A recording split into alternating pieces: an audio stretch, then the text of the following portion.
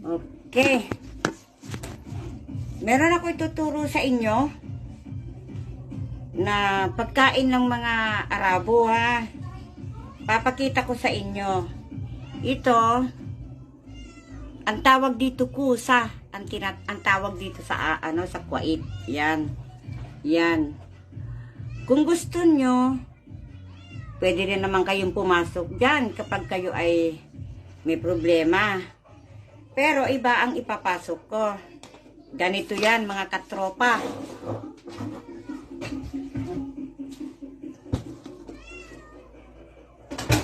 Katropa ng Katakawan.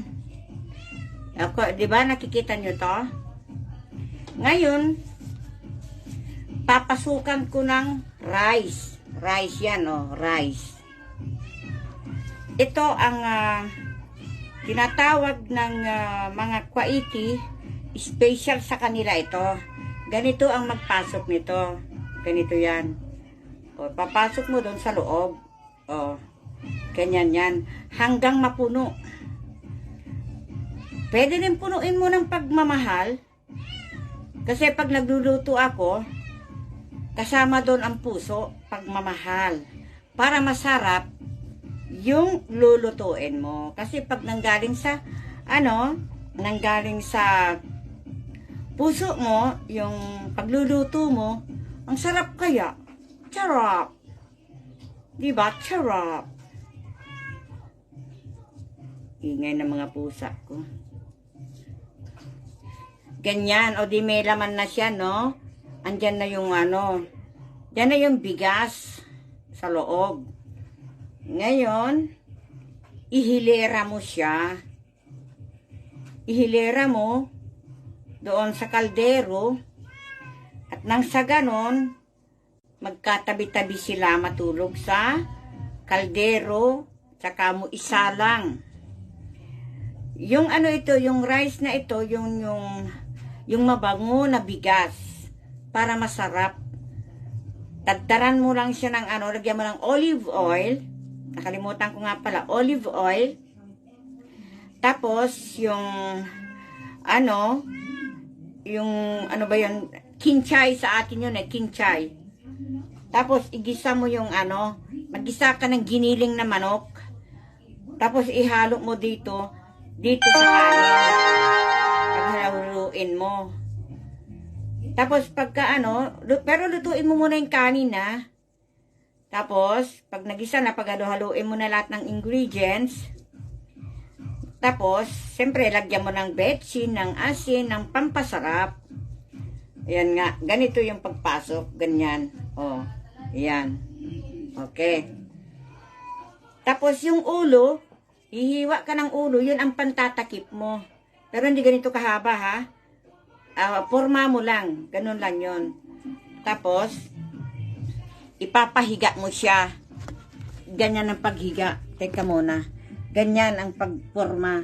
O, yung kinuha mo sa loob ng kusa, yun, ilagay mo rin dito. Isama mo yun kasi masarap yun. Huwag mo itatapon.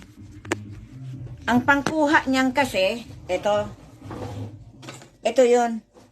Ganito ang pangdut-dut mo doon. Pangganon mo sa loob. Dito, yung kukunin mo dahan-dahan, yung laman ng nasa loob. Pero, napakagulo ko magturo, no? Kasi huli na kasi nagmamadali ako gutom ako Kaya, pasensya na kasi magulo. Pagtuturo ko. Gutom kasi ako Kaya, anuhin nyo na lang yan. Makikita nyo sa YouTube, yan meron naman yan. Kaya lang ginagawa ko ito noon pa. Nung isa pa akong kasambahay. Magaling ako dyan magluto. Ang sarap ko magluto niyan, ha? O, sige, maraming salamat mga kagutom.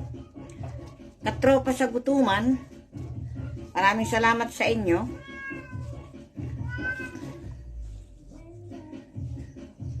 Gayahin nyo, ha? Papakita ko sa inyo pag naluto na.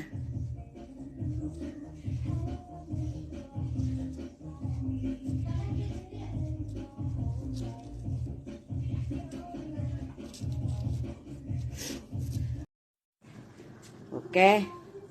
Mga ka-good vibes. Check na natin yung niluluto ko, ha? Yan na. Kumukulo-kulo. Kumukulo-kulo na. Oh. O, diba?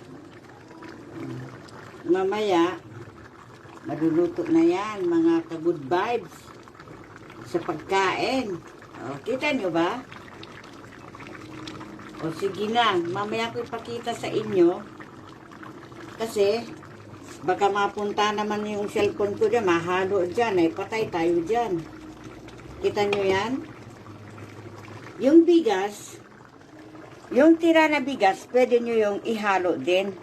Isama nyo pati yung nakuha nyo doon sa loob ng gulay na yan. Tapos, timplahan nyo ng tomato sauce. O kaya kung gusto nyo, lagyan nyo ng banana ketchup para masarap.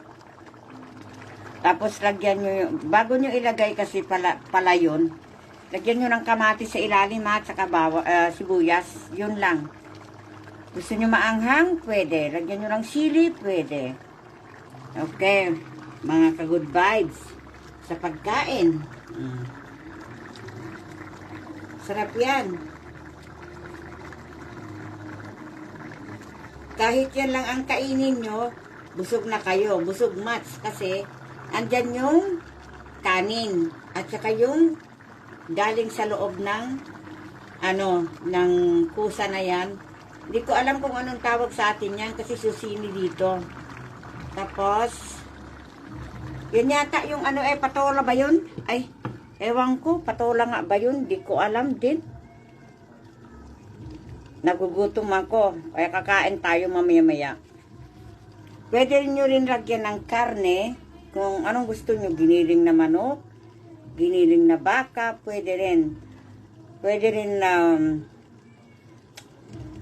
basta kung anong gusto nyo na ihalo. Lagyan nyo ng lemon. Kung gusto nyo ng maasim, lagyan nyo ng lemon. Para sa ganon, sarap. Ang sarap. Wow. Sarap.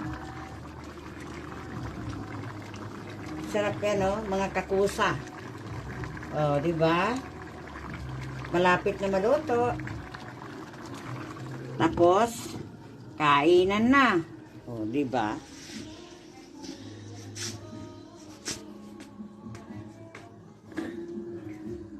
Mahilig kasi ako magluto.